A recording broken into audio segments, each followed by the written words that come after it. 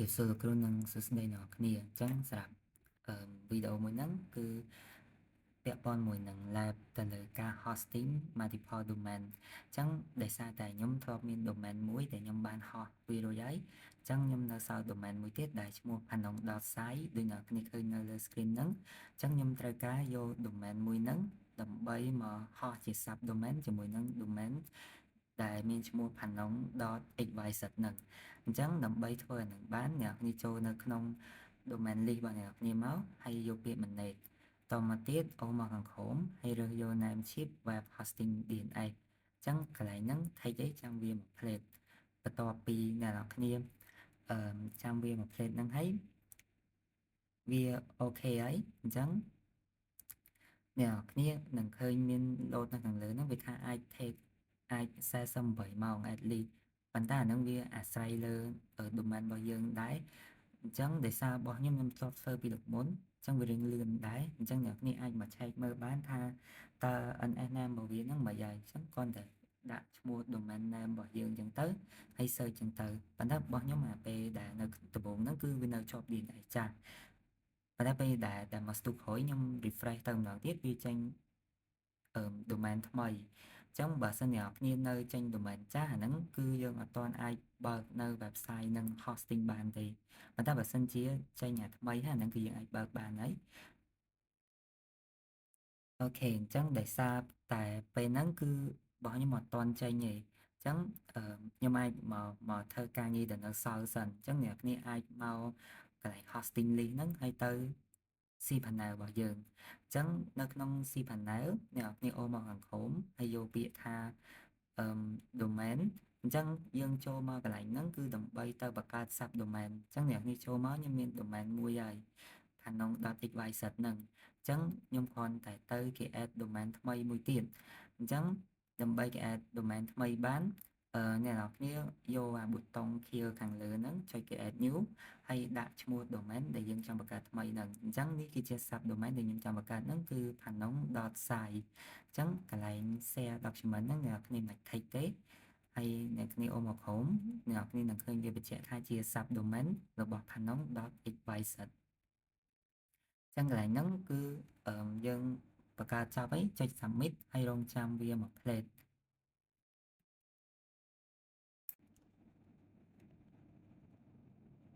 បន្តមកអ្នកគ្នាបាន domain ចំនួន2នេះ phanom.xyz និង phanom.site នេះចឹងឥឡូវបន្ទាប់ពីបាន domain ចំនួន2ហ្នឹងហើយអ្នកគ្នាបកមករកកន្លែងដើមមកវាវិញទៅយក file manager អញ្ចឹងនៅពេលដែលយើងបង្កើត domain sub domain ហ្នឹងអ្នកគ្នានឹងទទួលបាន folder មួយនៅក្នុង file manager របស់យើងហ្នឹងជាឈ្មោះរបស់ sub domain ហ្នឹងតែម្ដងអញ្ចឹងខ្ញុំមាន phanom.site folder ហ្នឹងមួយអញ្ចឹងឥឡូវខ្ញុំមកឆែកម្ដងទៀតឆែកទៅឃើញថារបស់ខ្ញុំវាចាប់ផ្ដើមមកលើ country មួយចំនួន DNS ហ្នឹងវាឆេងបដាហើយអញ្ចឹងខ្ញុំសាកមកគេ add file index.html មួយដើម្បីតេស្តមើលថាឥឡូវវាអាចដើរបាននៅអញ្ចឹងនៅក្នុងហ្នឹងអ្នកនរគ្នាទៅសេអីក៏បានដែរមកស្ដាំយក edit ហើយយកប៊ូតុង edit ទៀតកន្លែងហ្នឹងអ្នកគ្នាតេស្តអីចោលហ្នឹងទៅលេងតាមបេះដូងអញ្ចឹងណាអឺអូខេហើយ save ហើយអ្នកគ្នា close តមកទៀតយើងទៅឆែកមើល domain របស់យើងវាឈ្មោះហ្នឹងទៅអញ្ចឹងរបស់ខ្ញុំ phanom.site អូខេឥឡូវចេញហើយគឺ KSK ហ្នឹងបន្ទាប់ពីចេញអាហ្នឹងហើយបានន័យយើងជោគជ័យបានពាក់កណ្ដាលហើយអញ្ចឹងពីគោលបំណងរបស់យើងបន្ទាប់ពីហ្នឹងគឺយើងត្រូវ hosting dynamic website មួយអញ្ចឹងដើម្បី hosting dynamic website ហ្នឹងខ្ញុំទៅ install WordPress ដើម្បីយកមកប្រើអញ្ចឹងអ្នកនរគ្នាចូលទៅក្នុង website WordPress ហើយយក download ហ្នឹងទៅយកអា download WordPress 7.0.3 នេះអញ្ចឹងអ្នកគ្នាចាំបន្តិចបន្ទាប់ពី download ហើយអ្នកគ្នាបកមក folder ចាស់របស់យើងវិញយើងលុបអា file HTML ចាស់នឹងចោលទៅហើយយើងទៅអឺ upload អា file zip ដែលយើង install មិញហ្នឹងដាក់ចូលមកអញ្ចឹងកន្លែងនេះរៀងយូរបន្តិចអាស្រ័យលើអ៊ីនធឺណិតហើយនឹងទំហំនៃ file zip ហ្នឹងអញ្ចឹងឥឡូវរបស់ខ្ញុំបានហើយអ្នកគ្នាបកមកវិញមកអញ្ចឹងដើម្បីប្រើអា file zip នឹងបានយើងត្រូវពលាវាចេញសិនអញ្ចឹងអ្នកគ្នាមើលខាងលើមានប៊ូ តុង extract ហើយអញ្ចឹងអ្នកគ្នាពលាវា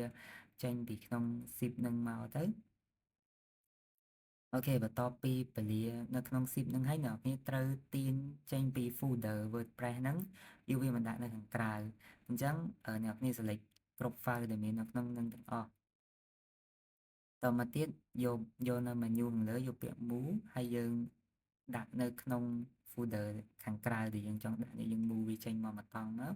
អូខេឥឡូវខ្ញុំ move វាចេញមកមកតង់បានហើយអ្នកនរគ្នាអាចតេស្តមើលបានអញ្ចឹងវានឹង load មកអាកន្លែង WordPress ហ្នឹងហើយអញ្ចឹងដើម្បីទៅធ្វើ WordPress ហ្នឹងបានជោគជ័យយើងត្រូវមាន database មួយអញ្ចឹងអ្នកគ្នាបកមកកន្លែង cPanel របស់យើងយកពាក្យ database wizard នៅក្នុង database wizard ហ្នឹងជាដំបូងអ្នកគ្នាត្រូវគេ add new database អញ្ចឹងកន្លែងនេះអាចដាក់ឈ្មោះអីដាក់ទៅតាមបេះដូងអញ្ចឹងដោយសារខ្ញុំខ្លាញ់វែងអញ្ចឹងខ្ញុំកាត់ចំណាំបន្តិចហើយសម្រាប់ database ហ្នឹងវាមានឈ្មោះវានៅខាងមុខបន្តិចដែរតពីឈ្មោះរបស់យើងមកហ្នឹងអញ្ចឹងចូលមកដល់ខាងក្នុងបន្ទាប់ពី create database ហើយយើងត្រូវ create user មួយបើអត់មាន user ទេយើងអាច log in ចូលបានទេអញ្ចឹងខ្ញុំដាក់ user មួយឈ្មោះ admin ហើយ password កន្លែងហ្នឹងអ្នកនរគ្នាអាចឲ្យវា generate password ឲ្យក៏បានដែរយើងយកអាប៊ូតុង password generator នៅក្រោមនោះតែបើសិនអ្នកនរគ្នាគិតថា password ហ្នឹងអត់ចង់ដាក់អីចង់ដាក់តាមបេះដូងខ្លួនឯងអញ្ចឹងអាចសរសេរអីក៏បានដែរឲ្យតែគ្រប់លក្ខខណ្ឌរបស់វាហ្នឹងអញ្ចឹងឥឡូវខ្ញុំត្រូវ set password មួយហើយខ្ញុំត្រូវ confirm password ខ្ញុំមកតង់នៅក្រោមមួយទៀតហើយខ្ញុំជ្រើសរើសយកពាក្យ get user នៅខាងក្រោមតមកកន្លែងហ្នឹងគឺជា privilege access របស់ admin ហ្នឹងអញ្ចឹងអ្នកគ្នា take all ទៅពោះអាហ្នឹងគឺចាំបាច់មាន delete insert គេ add អីហ្នឹងអាហ្នឹងសុទ្ធតែជា function របស់ admin ទាំងអស់ហើយអញ្ចឹង next step អូខេតមកអ្នកគ្នាយកពាក្យ return to manage my database អញ្ចឹងអ្នកគ្នានឹងឃើញនៅ database របស់យើងហើយអញ្ចឹងនោះគឺជា database របស់យើងហើយនឹងគឺជាឈ្មោះអញ្ចឹងអ្នកគ្នាត្រូវយកអាឈ្មោះទាំងពីរហ្នឹងដើម្បីយកទៅវាបញ្ចូលនៅក្នុង WordPress អញ្ចឹងឥឡូវខ្ញុំត្រឡប់មក WordPress របស់ខ្ញុំវិញ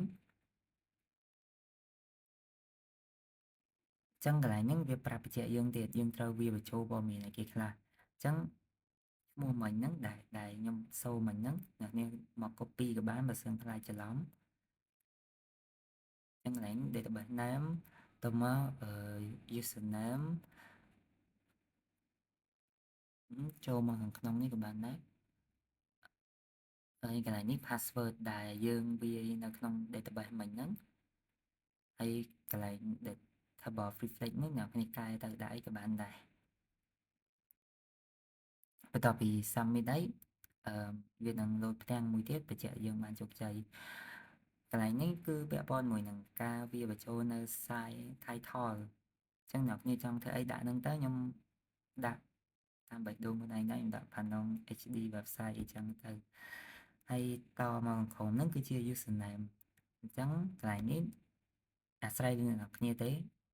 គិតមិនស្រួលដាក់ចឹងទៅអញ្ចឹងខ្ញុំដាក់ admin.wp ហើយ password ខ្ញុំដាក់sunrise admin 123ហើយចុងក្រោយនេះគឺ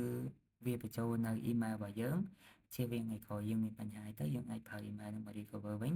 ហើយកុំភ្លេច text នៅខាងក្រោមនេះមួយទៀតតមកទៀតអ្នកគ្នាចុច finish ទៅយើងនឹងទទួលបានផ្ទាំងមួយទៀតហើយរកពាក្យ login ដើម្បី log ចូលមកក្នុង website របស់យើងឥឡូវខ្ញុំទទួលបាននៅ WordPress មួយហើយអីដែលខ្ញុំត្រូវបន្តហ្នឹងគឺខ្ញុំត្រូវមកដើររក theme ណាមួយដែលខ្ញុំពេញចិត្តហើយនឹង hosting theme មួយហ្នឹងអញ្ចឹងដោយសារខ្ញុំចង់ធ្វើប្រព័ន្ធនឹង travel website អញ្ចឹងអ្នកគ្នាចូលមកកន្លែង apparent ហ្នឹងហើយចូលមកកន្លែង theme បើកន្លែង edit ហ្នឹងគឺអាហ្នឹង edit នៅលើ theme ដែលយើងមានស្រាប់អីទេ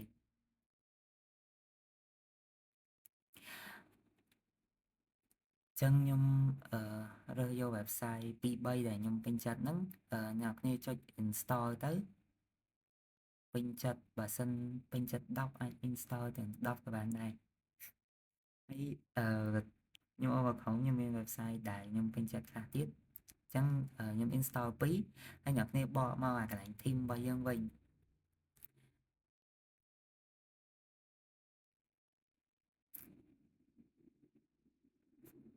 នៅពេលមកដល់ theme ហ្នឹងអ្នកគ្នាអូសមកក្រោមនឹងឃើញ website ដែលយើងបាន install ហ្នឹងហើយអញ្ចឹងអ្នកគ្នារើសយកពាក្យ activate ដើម្បី activate website ហ្នឹងយកមកប្រើប្រាស់អញ្ចឹងនៅពេលអ្នកគ្នា activate ហ្នឹងពេលដែលយើង search ឈ្មោះ website ហ្នឹងទៅនឹងឃើញ